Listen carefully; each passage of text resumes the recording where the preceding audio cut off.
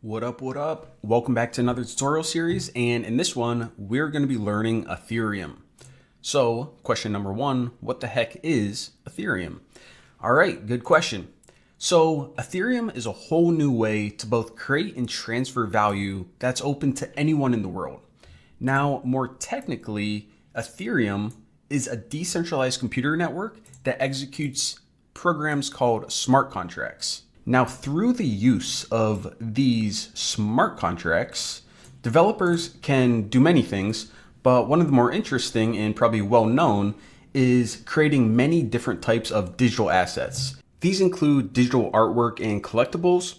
Now, these are typically what people think of whenever they hear the term NFT, but there's actually a lot more to NFTs than just art, as we're going to be seeing later on. Aside from those, another popular type of digital asset is in-game items, and these may include things like skins or weapons, basically anything that you could buy in an in-game economy. And some of the more interesting but lesser known use cases are actually digital representations of real world items. And these may include things like tickets to some real world concert or event or movie perhaps, or even a deed to a house or a car. And believe it or not, you can actually even create your very own virtual currency, and the use cases for that are really up to your imagination. Smart contracts are also used to instruct the network how to assign ownership of these assets.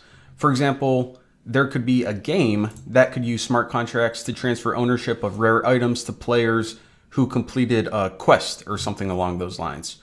So for example, if this user completed a quest, maybe there would be a pool of rare items, and this user would get this helmet, I guess it is. And this other user, let's give him this sword. That's pretty cool. So something along those lines. Now, there are also many other use cases for smart contracts, but we'll get into those later on in the course. Now, combining these smart contracts with user interfaces, developers can create a variety of dApps. And dApp just stands for decentralized app. And they can include things like marketplaces, exchanges, games, and so on. So dApps are just smart contracts plus a user interface. So what are the technological benefits of decentralized apps, or dApps as these young whippersnappers call them? So the technological benefits are actually very closely related to the overall Ethereum architecture as a whole.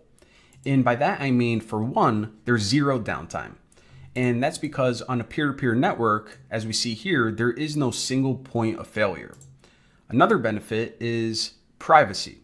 Developers and users don't need to provide their real-world identity to either build these dApps or interact with them. So that's another plus.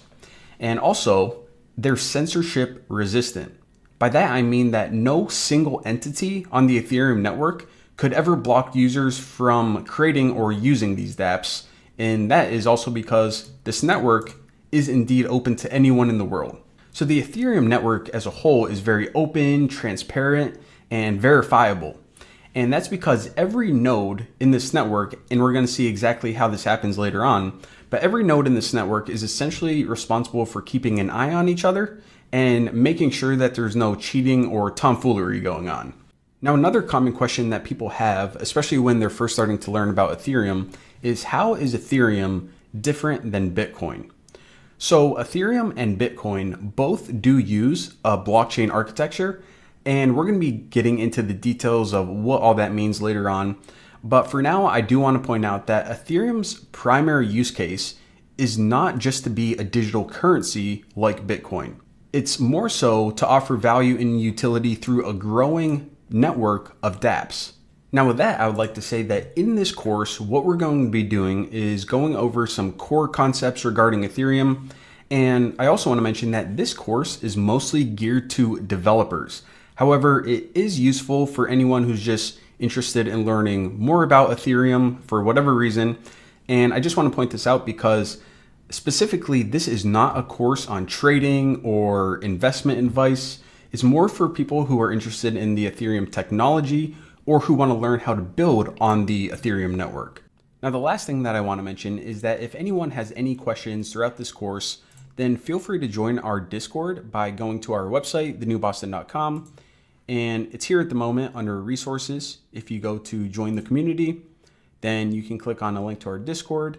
And by the way, I'm thinking of adding a category on the left for either crypto or blockchain. So by the time you all join, just keep an eye out for that.